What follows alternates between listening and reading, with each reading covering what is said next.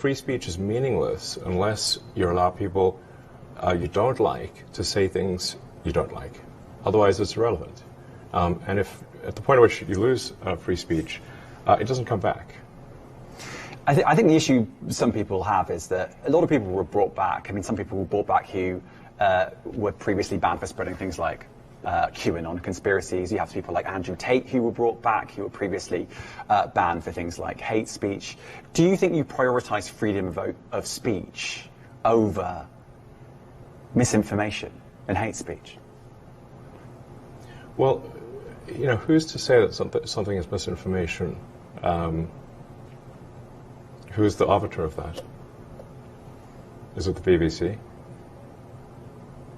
You're literally asking me? Yes. Well, no, you are the arbiter on Twitter, because you own Twitter. Yes, I'm saying, who is to say that one person's misinformation is another person's information? At the point at which you say that there is, this is misinformation, like, who is going to decide that? But you accept that misinformation can be dangerous, that it can cause real-world harms, that it can potentially cause... Yes, so the point I'm trying to make is that the BBC itself has, at times, published things that are false. Do you agree that that has occurred? I'm quite sure the BBC have said things before that turn out to not be true. Correct. In its, whatever it is, 100-year history, I'm quite sure. Yes. Even if you aspire to be accurate, there are times when you will not be. We've spoken to people very recently who were involved in moderation, and they just say there's not enough people to police this stuff, particularly around hate speech in the company. Is that what hate that speech are you talking about? I mean, you use Twitter. Right. Do you see a rise in hate speech? I mean, but just a personal anecdote. Like, what do you? I don't.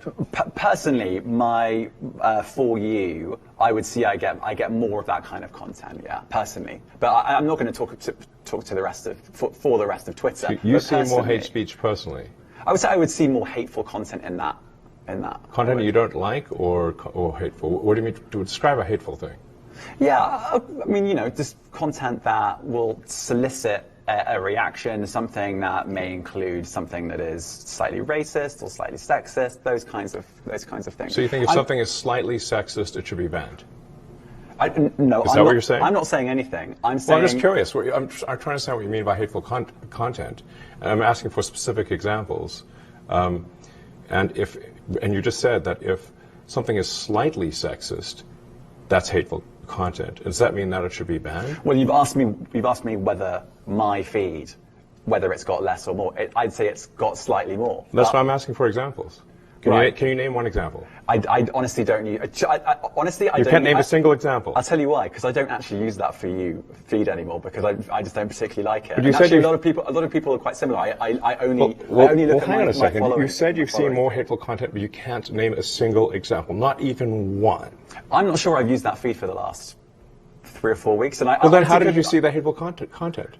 Because I've been using Twitter since you've taken it over for the last 6 months. Okay, so then you must have at some point seen for you hateful content. I'm asking for one example. Right. And you can't give a single one. And I'm saying then I say so that you don't know what you're talking about. Really? Yes, because you can't give me a single example of hateful content, not even one tweet, and yet you claimed that the hateful content was high. Well, that's false. No, what I claimed... You just lied. What I claimed was there are many organizations that say that that kind of information is on the rise. Now, whether it has on my feed or not...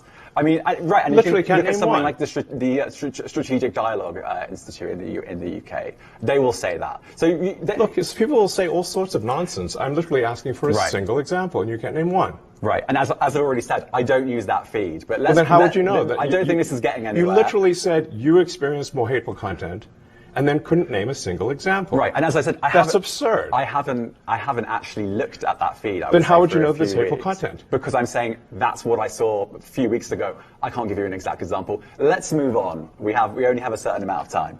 COVID misinformation. You changed the COVID misinformation Has rules. BBC changed its COVID misinformation?